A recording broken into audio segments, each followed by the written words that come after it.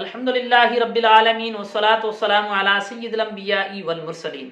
नाज़रीन, उम्मीद करांदो हमें खैरियत से हूँ। अल्लाह ताला सजाना सलामत रखे, खुश रखे, खुशियां वाली जिंदगी अता फरमाए। जी अवाना खबर है बस सीरीज मुकम्मल थे चुका है टीजी सीरीज लेकर हूँ अवा कना हाजिर थे। कबूल फरमाओ, समात करो, इल्म दीन री नियत से ये ना सिखो समझो ऐं बीजा दोस्ता ताईं अगो पुजाओ। अगर अवा मांजा चैनल ना सब्सक्राइब न करो तो सब्सक्राइब कर लो। वजह है कि नोटिफिकेशन ऑन करे छड़िया ताकि आने वाली हर वीडियो अवा ताईं आसानी से पुजे सके। जी अल्हम्दुलिल्लाह, रब रो वडो फजल है, रब रो वडो करम है कि निज ढाटकी जबान में असां कम शुरू करे, वही खुशी की बात है। लेकिन बात है कि ये सजो अवां दोस्तार तावन से है। टीजी सीरीज है जिक्र मौजू है नवाकिस से वुजू, यानी ओ शया जिकेरी वजह से वुजू टुटे जाए तो। जी असीं सुनसा कि नवाकिस से वुजू केड़े केड़े शया जिकेरी वजह से वुजू टुटे जाए तो। ये हवाले से 3 सवाल हैं उहाँ तेज गुफ्तगू करनी है। पहलो को सवाल कि नवाकिस से वुजू केना कहना ओ केड़े शया उहाँ तफसील बयान करनी है। जी शुरू करांदा ये जवाब ये है। नंबर 1 रत, नंबर 2 पिरो, नंबर 3 जर्द पानी। जिको फिको पानी वह दो उहे ना कहंदा जिकेरी वजह से वुजू टूटे जाए दो। अच्छा ओ रत जर्द पानी ऐं पिरो वहदी ए जिको ओ शे आई जिकारी वजह से वुजू टूटे जाए दो।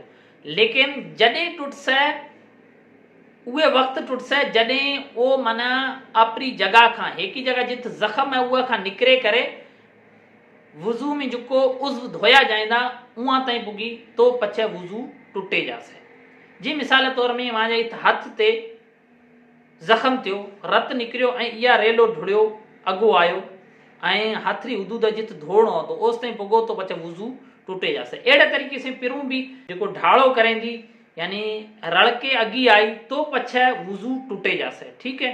अड़े तरीके से जर्द पानी फिको पानी जो वादो पिरूं जेके पिरूं का भी एक अलग वादो निंड के फिरूड़ के थींदे जिका का पानी निकरे तो रेलो करेंदा ऐं वुजू जो धुआं दा उज़्व वहां ताईं पुगो तो पछे वुजू टूटे जाए तो। ठीक है। ऐं बीजो ये है कि इंजेक्शन लगाने से वुजू टूटे तो या कोद लगाए टूटे। अच्छा इंजेक्शन जो लगाया जाएगा तो इंजेक्शन 2 किस्म रा लगाया जाएगा। एक हुआ तो गोश्त रो इंजेक्शन, बीजो इंजेक्शन हुआ तो नब्ज रो इंजेक्शन। जो नब्ज वालो इंजेक्शन हुआ तो उरी वजह से वुजू टूटे जाए तो केरे करे कि नब्ज में इंजेक्शन लगाए करे मो रत छिक्यो जाए तो ओ रत जो हुआ तो वो रेले री मिकदार में हुआ तो वो इंजेक्शन हणे करे सिर्फ सुई हुए दी वन लगाए करे इंजेक्शन कढींदा तो पछी ओ रत रेलो करसे ऐं जो है वो रेले री वजह से वुजू टूटे जासे ऐं उहे हद ताईं पुजे तो जो उज़्व वुजू में धोण लाज़मी ज़रूर वेंदा उहे ताईं पुजे तो ऐं ये वजह से वुजू टूटे जाए तो। ऐं बीजो है तो गोश्त वालो इंजेक्शन। गोश्त वाले इंजेक्शन में रत निकरे कर रेलो करेंदा तो पछे वुजू टूटे जासे। अगर रेलो न करेंदा है तो पछे वुजू को टूटे। तीजो पॉइंट है कि अख में जो पानी निकरे तो बीमारी की वजह से सूर की वजह से वो नापाक हुआ तो निजासत गलीजा हुआ तो। एक हुआ थी निजासत खफीफा, बीजी हुआ थी निजासत गलीजा। अख का निकलने वाला पानी निजासत गलीजा है जिकेरी वजह से वुजू टूटे जाए तो।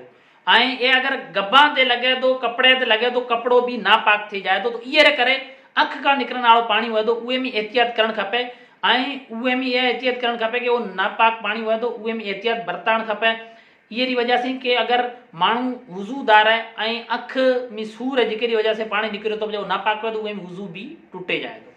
चौथो नंबर ते ये है कि किथे भी फोड़ो थियोड़ो है, फोड़े ना मानू तोड़ींदा है उहे ना उखेड़ींदा है जिकेरी वजह से जो है रत निकरियो पिरो निकरी उहे से भी वुजू टूटे जाए तो। शर्त ये है कि वो रेलो करे जाए तो।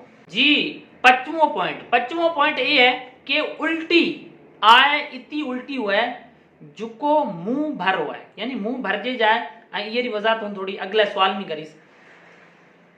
खादे री उल्टी हुआ है यानी इंसान रोटी खा देंदा, चावल खा देंदा, मुख्तलिफ शया खा देंदा जिकेरी वजह से उल्टी आई तो वो हुआ या खाली पानी री हुआ या जो इंसान ने अंदर जो रोटी वगैरह खाए तो उहे का पछे जो कुछ कड़वो पानी पैदा थे जाए तो उहे री उल्टी हुआ उहे री हद है कि वो मुंह भर हुआ तो वुजू टूटे जाए।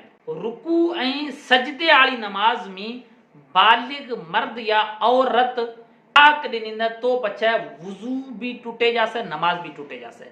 जॾहिं ते खाली हसियो हिते आवाज़ में के खाली उहे आप सुणींदे तो पछे उहे री जो है वुज़ू को जाए, नमाज उहे री टूटे जासे, उहे नमाज ना बिसर की पढ़नी पासे। जी ये पहलो को सवाल मुकम्मल थियो। 5वें नंबर ते असां जो पढ़ियो के मुंह भर उल्टी जेके न का वो की दी हुए उहे की तारीफ है। वो उल्टी वह दी जो तकल्लुफ रे बगैर न रोकी जाए सके, वो उल्टी मुंह भर हुए दी, यानी के एड़ी उल्टी जेके न माण्हू रोकण चाहे तो रोक में न आए ऐं मुंह भरजे जाए ऐं उल्टी बाहर निकरे जाए। ये मुंह भर उल्टी में शामिल है ऐं ये न कहंदा मुंह भर के जेके वजह से वुज़ू टूटे जाए तो। तीजो सवाल है वो ये है कि मुंह में रत निकरण की वजह से कदी वुज़ू टूटसे। जी मुंह में रत निकरण की वजह से वुज़ू जॾहिं टूटसे, उहे वक्त टूटसे जॾहिं थुक ते रत गालिब आए।